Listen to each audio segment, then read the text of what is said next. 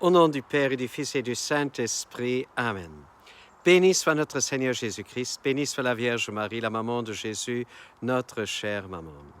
Dans le livre de la sagesse, au 2e chapitre vers la fin, nous lisons une bonne nouvelle d'abord et puis une nouvelle qui doit nous faire réfléchir.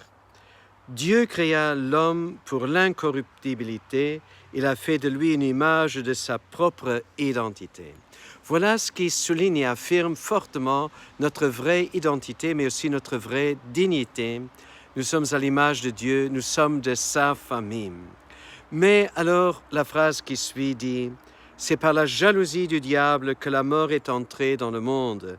Ils en font l'expérience ceux qui prennent parti pour lui. » Oui, la mort, elle nous touche, nous tous. Et nous voudrions bien éviter la mort, et surtout aussi la mort spirituelle, la séparation éternelle de Dieu.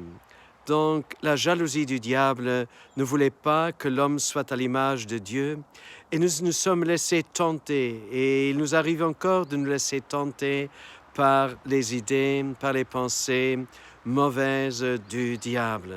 Mais Dieu a donné un remède. Il nous a créés à l'incorruptibilité. Et aujourd'hui, nous fêtons dans l'Église la dédicace de la basilique du Latéran de Rome.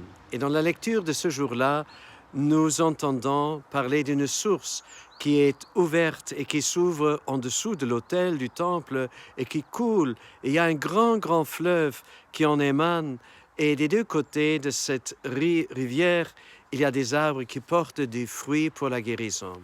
Eh bien, cette source en dessous du temple nous rappelle la blessure de Jésus de son côté, d'où sortent pour nous les fleuves de la vie éternelle. Que Dieu nous accorde toujours cette grâce de boire à cette source pour trouver le vrai remède contre la mort spirituelle, au nom du Père et du Fils et du Saint-Esprit. À nous tous, une bonne, une sainte journée.